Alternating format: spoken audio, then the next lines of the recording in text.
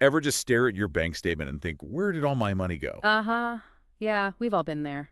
It's like a mystery sometimes, right? Totally. Mm. But, what if instead of a mystery, it was like a roadmap? Okay, I like where you're going with this. So today, we're diving into these 5 financial tips that I think can really help us, all of us, level up our finances. And they're not just random tips. We pulled these from source name section on self-improvement.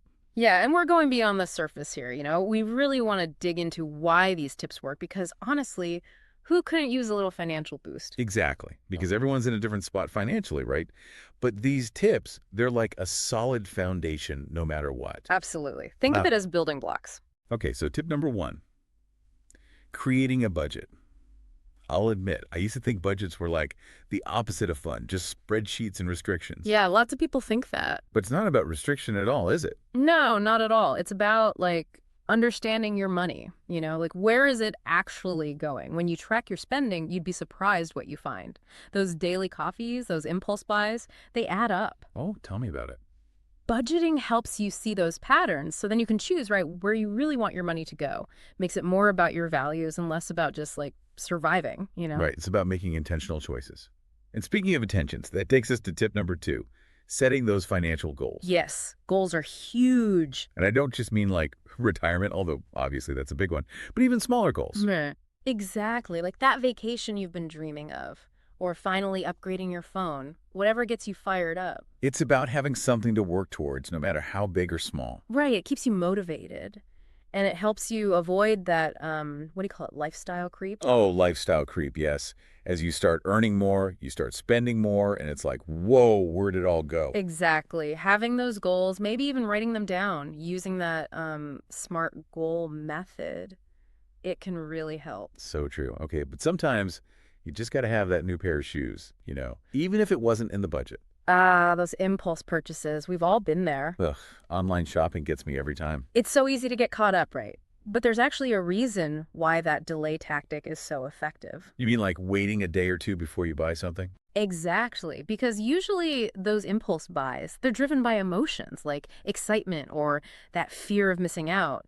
But when you hit pause, it gives your brain a chance to catch up, to decide if you really want it or if it's just, a fleeting feeling. You know what? That makes so much sense. I can think of so many things I almost bought and then like completely forgot about. Happens all the time. And the best part, all those avoided impulse purchases, that's money you can use for something else. Like maybe even paying down debt. Oh, there's the D word.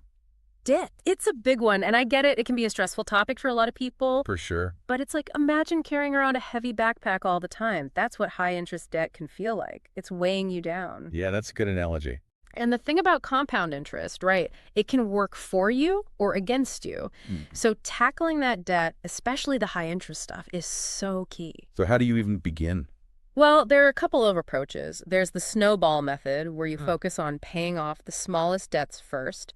It's great for staying motivated because you see those quick wins. Oh, I like that. Right. And then there's the avalanche method, where you focus on the debts with the highest interest rates first. Saves you more money in the long run. So many options. I guess the most important thing is just to have a plan. Right. And to, stick with it. Absolutely. Consistency is key. And speaking of consistency, that leads us right into our fifth and final tip. Saving consistently. Saving. Even the word makes me feel a little bit better. It's like that warm, fuzzy feeling, right? It is. But also, I'm guilty of thinking, oh, it's just a little bit. It doesn't really make a difference. Oh, but it does. That's the magic of compound interest. It's like planting a tiny seed that grows into a mighty tree. Even small amounts saved consistently over time can make a huge difference. It's like paying your future self. And I bet my future self would really appreciate that. Oh, absolutely. And you know what makes it even easier? Automating it. Oh, good point. Set it and forget it. Have a certain amount automatically transferred to your savings every month or even every week. Before you know it, you've built up a nice safety net. See, I love these tips because it's all connected. Like the budget helps you figure out your goals. Avoiding impulse buys gives you more to save or pay down debt.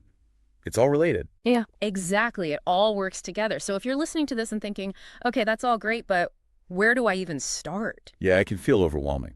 For sure. Just pick one small action Yeah. today, right now. Maybe it's setting up a budget tracker app. Maybe it's writing down one financial goal. Or maybe it's scheduling that automatic transfer to your savings account. Whatever it is, just take that first step. Love it. Small steps lead to big changes.